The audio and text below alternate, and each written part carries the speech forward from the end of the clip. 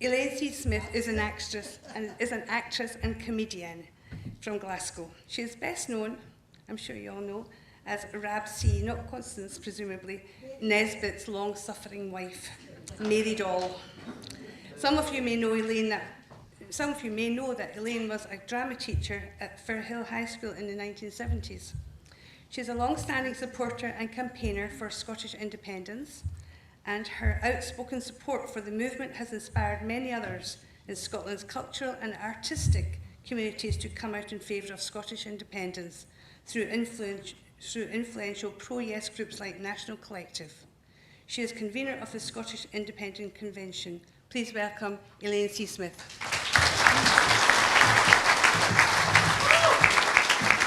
Thank you very much. Thank you very much. Can you all hear me? Are we getting sound interference here, or will I just shout? I'm an actor. I can project. Can you hear me? That's just terrible. Can you hear me now? Yes, lovely. Yes, thanks for reminding me. Could I just say it was the 1980s? I was a school teacher.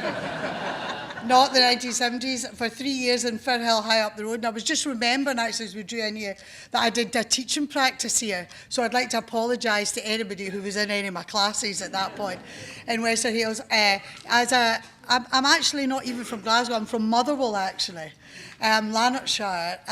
But I know you still view me as a Ouija soap dodger over here, but I'll do my best to, say that we're all one, we're all together. Edinburgh actually is one of my favourite places on the planet. So, and today, I have to say, is an incredibly special day, because both Jim and I, obviously Jim, were at the memorial service for Margot MacDonald.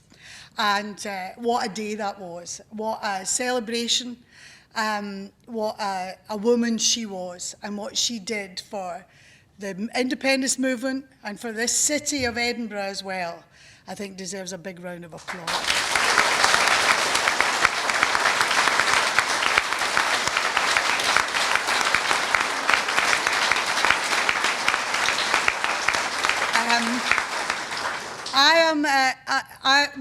I don't want to be in a yes meeting or a meeting where there are people undecided and those where we're all going to be saying the same thing. We're all here because we believe in yes. You've articulated loads of the arguments already very, very well. Jim will do brilliantly as well. I'm going to tell you why I'm voting yes and how I ended up in this campaign. And why I actually don't see, it was something wonderful that Margot had said to Jim, about us, there are sides involved in this dispute, if you like, you want to call it that, this referendum, but we're opponents, we're not enemies. We're all Scots. I don't believe anyone in the no camp is any, and I mean the no camp, not the new camp, in the no camp are any less Scottish than anyone in this room. It is about where we differ is the way we want to organise and run this place. We all want this place, this bit of land here, to be better. Because where we are is not good enough. It is not serving the people who need it the most and has not done for many, many years. I come from a left-of-centre Labour mining village outside Motherwell in Lanarkshire, steeped in a Labour tradition, believing in social justice, believing in equality, believing in a fair day's wage for a fair day's pay, and looking at a society as being more than about money. I'm very tired in this debate because it's all coming down to economics. Now, of course, money's really important. But you know, it seems to me now that we live in a world where we know the price of everything and the value of nothing. Even now I'm a Republican, right? I have no interest in the Queen or any of that sort of stuff.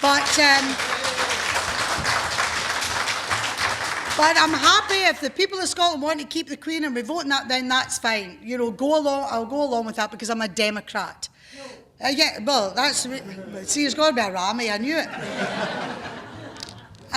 But where we are now, where we are looking at what we want, even something like the Queen's Jubilee, or the first thing that the news says is not everybody's getting a holiday and isn't that great and people are going to have a great time. It's about how many billions will be lost to the economy. And that for me was an indication of, is that it? Does it not matter anymore that people have a life, that people, it is only about work and how much any individual worker is worth? I think we live in a society that, as has already been said, we know it's the fourth most unequal in the world. Where you look at, I suppose, a revolt was at Barclays yesterday for the bankers and everything like that. Nothing was done because it's not democratic. And the people who are at the top of the banks will take the bonuses, they'll take all the money that they want. And the rich over the last 20 to 30 years in this country have got richer. And make no mistake, this debate in many, many ways is about those who have and those who haven't. And if you look out, and housing estates, I live in the East End of Glasgow. And a lot of this is the failure of Labourism as well, of which I was a supporter many, many years ago, left during the miners' strike, right enough. But the fact that Labour has failed to deliver for those people who need it the most is a disgrace. In Shettleston, the constituency I live in, life expectancy for men is 58. 58 in 2014. That's a disgrace. And also, here's a statistic in the Glasgow Herald last week. In the year of the Commonwealth Games, 1 in every 4 baby boys born in Glasgow this year will die before they're 65. They should hang their heads in shame. And they're coming up here and talking about borders. They're talking about, oh, this is all about identity. You're thinking with your heart, not your brain. Forget it. We're waking up. That's what this is about. We're waking up to a level of injustice and a society that is so unfair to the people at the bottom that we have to do something else. Do I think independence is going to solve everything? No, I don't. Will there be negotiations? Will there be lots of treaties? Will it be hard? Yes, it will be at times. But I'll tell you what, we'll be doing it from a position of sovereignty, where we can truly represent the people of this country and we can organise ourselves better. That's the main reason that I am voting yes. And for those people, if there's anybody in here who vote no, now, go and look at the arguments, and if you still are fear and you still think, oh no, I'm not sure, or I'm going to vote no, the worst thing for me when somebody says they're going to vote no, right, is, why are you voting no? And I never get into an argument. It's their opinion, and they have as much right to that opinion as anyone else. If they say, because I can't go with that Alex Salmon, shut up. Shut up.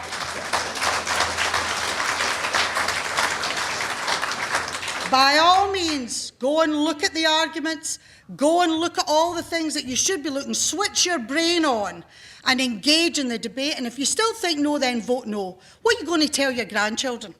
Why did you not vote for Scotland in a referendum? Well, I didn't like the guy that was running the country at the time. What was his name? I can't remember. Because that's what it is. We're not voting for Alex Salmon. We're voting for ourselves. We're voting for each other.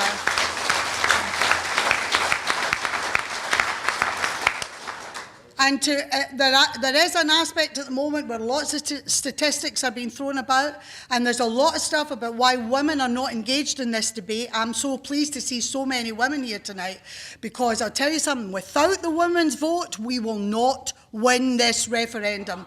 And we have to make sure that the debate is not just about childcare. It's not just about what we think about women's issues are. Women care about defence. Women care about the economy. We care about the health service as well. It shouldn't just be an agenda like that. We have got to make sure that the debate is not just about guys in suits shouting at each other in a badly lit STV studio late at night, that it actually engages the people who are out there. And we talked about it. And I'll tell you something, Margot MacDonald, somebody said to me today, what a loss Margot is to the campaign.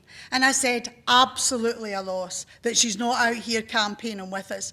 But I said she's also a galvanising force, because for many of us, Margot's passing has reminded us of what we need to do and the people we need to engage and how we need to do it. And I love the fact that on the news tonight, Margot's memorial service knocked Ed Miliband off the front thing in the news. They'll be raging because they all came up for London today and they were going to have a huge big deal. So I had to give a thumbs up to Margot for that. It was brilliant. And she also managed to knock Eddie Izzard off the front pages as well a couple of weeks ago, which was great. But that is something we have to take on board, that the old ways of campaigning are not necessarily the things that are going to win through. We've got to speak to people and ask them to imagine the Scotland we want to live in. Imagine what we could be. And there is nothing worse than the cringing Scot. Those Scots that are self-loathing, that have that, we're too wee, we're no good enough. Imagine him doing the road, running the place. Well, I'm telling you, because someone's been to Eton or because someone's been to Oxford or Cambridge does not make them any more able to articulate an argument than the rest of us. And that cultural cringe that we have had for far too long about the way we speak, about how we approach things, and about women not wanting to engage in the debate because we're all too fearful we'll maybe make a fool of ourselves, enough. There was something I said today in my speech about Margot, that we've lived in Scotland over a long period of time where we were brought up to say, you know, don't get above yourself. Well, here's the thing. Let's get above ourselves. It's about time. Let's get out there and campaign. And make sure that the arguments, and these arguments are good arguments that are out there, but the problem is at the moment, the media want to portray it in a certain way. They want to portray it in a black and white sort of debate, and it is much, much more than that. It is about who we want to be as Scots and the type of place we want to live in. And tell you what this is. This is a chance. Maybe the only chance in my lifetime that this country, and look, no bullets fired, no wars, nothing like that. We have come to this place through democratic means. And I want to thank, I'm not a member of the SNP, never have been. I want to thank the SNP for bringing us to this place.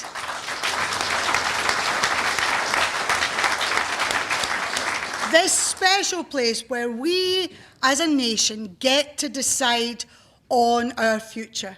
Here is a chance to do it differently, to think about a different kind of society. And that one question, do you think Scotland should be an independent country? Do you know what I love about it? Win or lose, I love the fact that people in the pubs are talking about the type of currency we want. I like the fact that we're talking about whether we want Trident or not, because for the last 20 years, people have been sleepwalking about those things, and they think, well, just leave it to people in Westminster and they can decide. No, this is about us deciding. But if you vote no, there is no chance and there is no decision. And that's what we have to press as well, to get the other side to actually articulate what no means. And no means no change at the moment. We've got a few things coming out saying, oh, we'll maybe change this, we'll maybe change that. Not enough. And where were you? Where were you 2 years ago when this was being discussed? Where were they by not putting that second question on the ballot paper? And now they're suddenly coming up with ideas because they realise there is a whole movement out there actually thinking, switching their brains on and saying, actually, why do we do it that way? Why can't we change it?